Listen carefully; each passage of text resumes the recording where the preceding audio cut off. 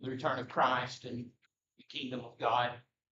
Now, we're not going to cover every verse, but we are going to concentrate on the things that seem to have relevance to our time. And I could be way off base, but we'll see what happens. So it begins, "Hear all ye people, hearken to old earth, and all that therein is, and let the Lord God be witness against you," the Lord from his holy temple. So there's going to be a lot of imagery in here that's going to be a courtroom. God is, and the chief witness, or the only witness, is going to be Yahweh. And so here he is, says, "Behold, the Lord comes forth out of his place, and he will come down and tread upon the high places of the earth. And the mountain shall be molten under him, and the valleys shall be cleft as wax before the fire, and as the waters that are poured down a steep place." So it begins with this image. When Yahweh begins, there will be no resistance.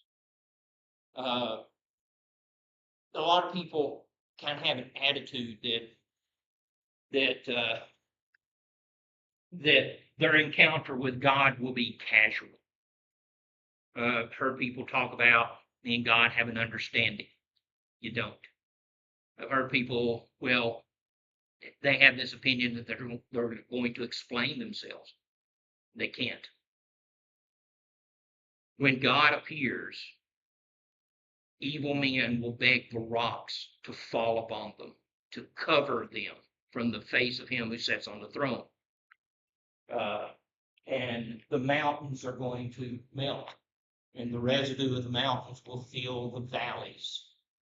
These prophecies are going to target the wealthy and the powerful, and they stand above society as a mountain, don't they?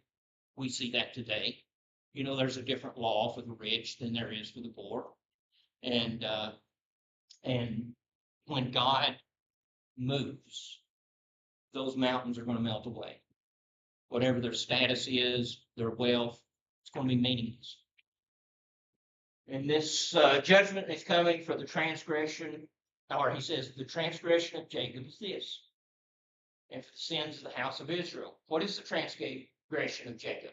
Is it not Samaria? And what are the high places of Judah?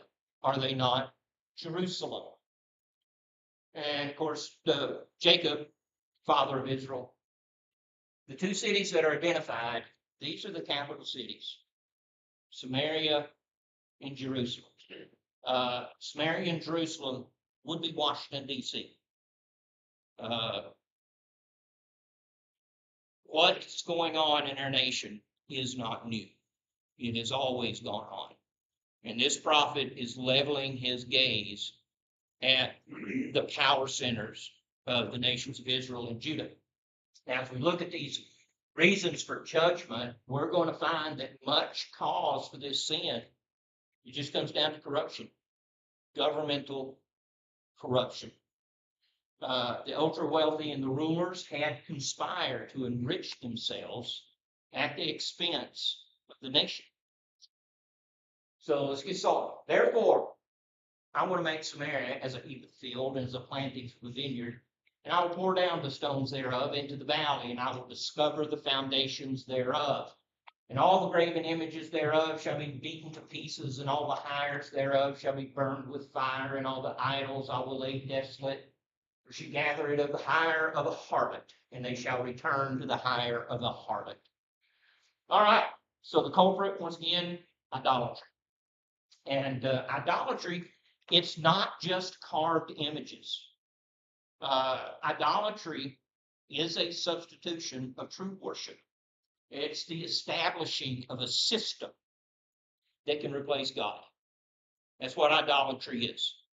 And what's kind of odd is many people during this time frame, we see this most clearly with Elijah the prophet, is they have this idea that idolatry and true worship can coexist, that you're able to compartmentalize your life. And that's never been the case. It's never been the case. If there's any system that replaces God, that's going to lead to trouble, a lot of trouble. This is what makes idolatry so evil. It's the systematic replacement of Yahweh in the hearts and the lives of the nation. So what happens is this human need for worship is replaced with a false deity, a powerless deity. Imagine in today's culture, faith has been replaced with materialism, and hope has been replaced with your 401k, and devotion is replaced with entertainment. Idolatry, it's again compared to prostitution. We saw this most clearly in the book of Hosea. And so what has happened is that which is sacred has been turned into a commodity. And that's what prostitution is. Those things that are most intimate have become marketable. And so this comparison between idolatry and prostitution is very apt comparison. The thing that should be reserved for the most intimate thing is for sale. And that's what it is. A lot of parallels in today's culture. We see that. Micah gives a geographic description of where this judgment is going to fall. He talks about Samaria, and in the verses after this, we're not going to read them. He gives a geographic region, and Jerusalem and Samaria is the center, but judgment spreads outward like the ripples in a pond. They spread outward. Now, if you look at verse 6, he talks about throwing down of the stones. It's actually happened. It actually happened. Samaria, we've been located on kind of a plateau on a high mountain. And yeah, there are stones laying at the bottom of that valley. And they were carved stones. They were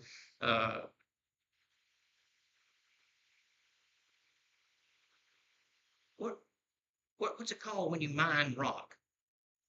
Quarry. They were quarried stones. And they were thrown, they were cast down. They were poured into the valley. But this geographic region, let's think about this for a second. As we're going through these minor prophets, all of these minor prophets are talking about judgment. They're talking about judgment. They're talking about God's going to judge this place, and he's going to tear it down, and all those things. And because these things happened 2,500 years ago, we don't really make an association. But I want you to look at this image. You all learned about the Fertile Crescent when you were in school. And the Fertile Crescent is this area here that was the cradle of civilization. This is where it all began. This is when men first began to call upon the Lord thy God. This is where the first great religions were. Beginning of literature, architecture, the sciences, all of these things originated in this area. Empires were created. We read about them. This is the area that Yahweh said he would destroy. He would. You recognize, obviously you see where Israel would be. Egypt, we're aware of. This top part, that is the Assyrian and the Babylonian empires. God said he's going to judge them. So I'm going to ask you, what's there today? This is the cradle of civilization. What's there? Huh? Yeah, the oil's down here. You got some up in Iran. But this area that God said he's going to judge, there's no great universities there. This is not a center of innovation. It's not a cultural crossroads. There's nothing there. War, famine, pestilence, and oppression. What has dominated the news in my entire lifetime? This area right here. And it's not because they've made some kind of discovery that they've helped humanity in any way. It's all about war, fighting. Anyway, the judgments have happened. And all of this greatness has been reduced to a bunch of ruins that tourists visit. That's it. And so when we look at these judgments, and because it's 2,500 years ago, we don't really associate it. But what's left? There's nothing here of any value whatsoever other than oil. All right, let's go on. True worship had been replaced with materialism. So how did that materialism manifest? How did it manifest? Look what he says. We jump to chapter 2 now. Woe to them that devise iniquity and work evil upon their beds. When the morning is light, they practice it because it is in the power of their hands. They covet a field and they take them by violence. They oppress our in houses and take them away. So they oppress a man in his house, even a man and his heritage. The description is that of a man laying on his bed, thinking about the best way to enrich himself. That's what he's describing in verse 1. While others are asleep, they're scheming on how they can get wealthy. And they've got the power to make their schemes reality. They can do it, right? They enrich themselves, and they're going to enrich themselves at the expense of the poor. They covet fields. That's what's interesting. The covetousness in the Bible, it's the 10th commandment. It's also, I think, the key to understanding the rest of the commandments. But covetousness is not just wanting money. I want money. I think all of you want money. It's not just that. The great source of covetousness is this. If I can't have it, no one can have it. I'm going to destroy it. Anyway, so what are they going to do? They're going to take the fields by violence. All right. When we read the word violence, we think of a physical assault, right? The mugger meets you in an alleyway, beats you up, takes your money, that kind of stuff. The violence described by Micah is not necessarily billy clubs and boxing gloves, but it's something even more evil. And we'll talk about that. It's also something that is completely legal. Have you ever heard the term rent sinking? You haven't? All right, let me see if I can explain it. Let's imagine I've done my homework. I realize it's a good idea. It's a good investment. So I take all my money and I build an apartment complex in Oliver Springs. Okay, here it is. That's what I'm going to build. And they're good apartments. They're well maintained. I charge a full price. The apartments are full, right? Full occupancy. And I'm making some money. Keep in mind, I'm trying to teach a class. So, because I'm doing pretty good, I've made friends with the local politicians. Why? I pay a lot of property tax. And I have lunch with the mayor every Thursday at Ruby's Diner. Now, I learned that Wade Haney has submitted plans to build an apartment complex as well. Now, Wade Haney builds an apartment complex. I want to have competition. What's that going to require me to do? Thank you. Got to step it up. That's exactly what's going to happen. For the residents of Oliver Springs, it would be a great thing. It would absolutely be wonderful if they had choices, if they had opportunities to choose. The added competition would force both parties to provide the best apartment they could at the lowest price, right? So that'd be great for the residents of Oliver Springs. But the next Thursday, when I'm having lunch with the mayor at Ruby's Diner, I convince him to convince the building inspector to, don't approve the plans, right? Or put some obstacles in the way where it's just going to become too expensive for Wade to build his apartments. I also invite the city council to my house for smoked pork ribs and my famous street corn salad, right? A lot of the members of the council leave the party convinced that they pass a law that there will be no more apartments built in Oliver Springs, then they're going to be rolling in pork ribs and corn salad. I mean, not just them, their kids as well. I'm going to take care of it. The other members who are not convinced that they should pass a law just for the richest guy in town, they're going to realize that in the next election, I'm going to fund a candidate to replace them. Okay? The law is passed, and I have eliminated any competition that I have. So I start to charge more for rent, and I go ahead and cut my maintenance staff in half. Why?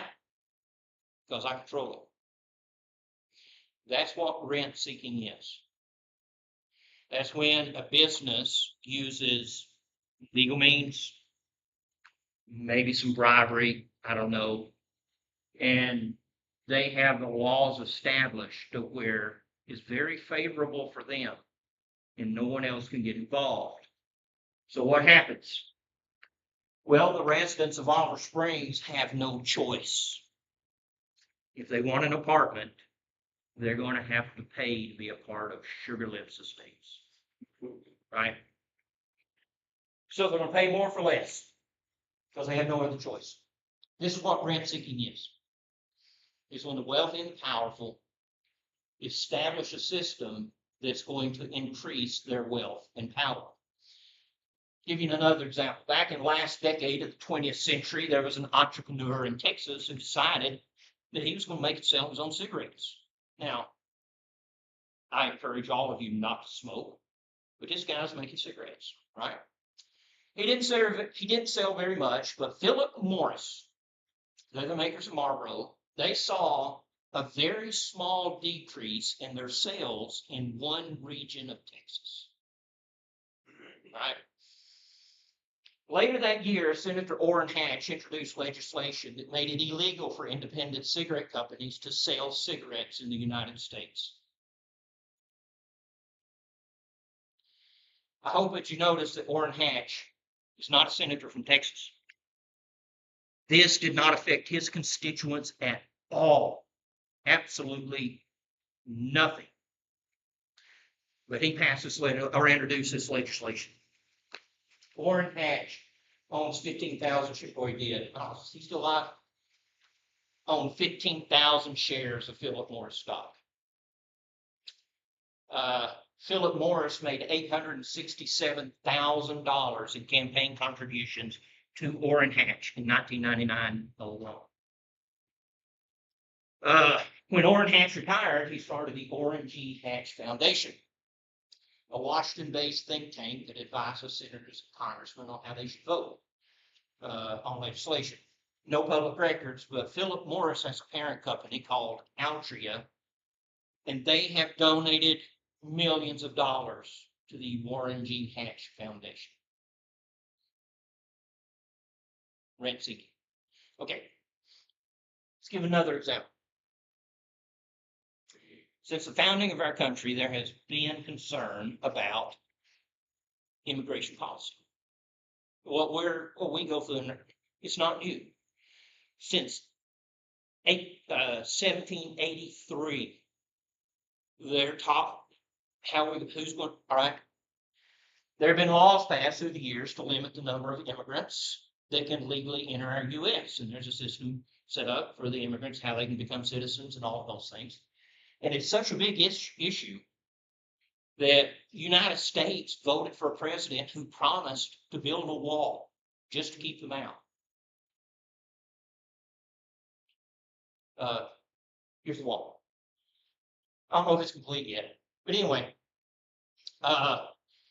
So why is there so much resistance to enforcing these laws? When I say these laws exist, that means that 435 congressmen, 100 senators, they debated, they argued, they crafted these laws, and these laws were signed by the President of the United States, not our current President of the United States. Immigration law hasn't changed in the last 20 years. So why is there so much resistance to just enforcing the laws? You've seen what's going on, the protests and all of that stuff. California gets $8.5 billion in sales tax from undocumented workers. Okay, they don't file federal income tax, they still buy stuff. $8.5 billion. $167 billion was collected in 2023 from undocumented tenants. 28% of California residents are undocumented. What that means is 1/3 of teachers, social workers, cops, other government employees, they exist just to serve undocumented workers. The state government has swollen. Why? Well, most government employees vote for a particular party. agriculture in California generates $67 billion for the state. Which employees pick tomatoes the cheapest? Okay, so all these things are going on. Now, I understand why people will come to this country, United States. If I was living in another country, I would do everything I could to get my family to the United States. I would. I completely understand that. You know, I know a lot of people want to put the United States down, but immigration is the sincerest form of flattery. People will break the law to get here. I understand it. I do. But what always happens when there's a large influx of population into a region, doesn't matter which side of the aisle you're on, this always happens. Prices go up because there are more consumers. Wages go down because there's more competition for jobs. Taxes go up because education, social services, police departments are strained from the increased demand. This always happens. And we have educators. How much is spent because a minority of the kids can't speak English? Just this always happens. So the rent seekers are getting richer, and the average citizen is getting poorer. And thousands of protesters rapidly intent on making sure the rent seekers keep getting rich at the expense of everyone else. All right, let's go on. Through the prophet Micah, Yahweh states that the making of money at the expense of others is one of the reasons judgment's going to fall. They lay in their bed at night, devising schemes of how they can get rich, regardless of who is hurt doing it. Woe to them that devise iniquity and work evil upon their beds. When the morning is light, they practice it because it is in the power of their hand to do it. They covet fields and take them, and houses and take them away. And so they oppress a man in his house, even a man in his heritage, because they can. Through the violence of legislation, public policy, rent seeking, people have grown wealthy while the poor get poorer. It's not just Micah who relays this message. The condemnation of corruption in the public sphere is found everywhere in the scriptures. Everywhere. Here's what Isaiah said. All you beasts of the field come to devour, all you beasts in the forest. His watchmen are blind. They're all ignorant. They're all dumb dogs. They cannot bark, sleeping, lying down, loving to slumber. Yea, they're greedy dogs, which can never have enough. They are shepherds that cannot understand. They all look to their own way, everyone for his gain from his quarter. Come ye, say they, I will fetch wine, we'll fill ourselves with strong drink, and tomorrow shall be as this day, and much more abundant. The watchmen and the shepherds. These are the most powerful people in the community. These are the ones whose job it is to take care of people, right? Jesus himself condemned the politicians who used legal means to enrich themselves while campaigning on family values and caring about the poor. Woe unto you, scribes and Pharisees, hypocrites! You devour widows' houses, and for a pretense you make long prayer. Therefore you shall receive the greater damnation. They had set up a system where the most vulnerable people in the community spend every penny that they have just to stay alive. And they enrich themselves. And every 2 years, when it's campaign time, we want to take care of the poor and needy. Next week, it's not just the politicians. Any questions or comments? Okay. Wait, just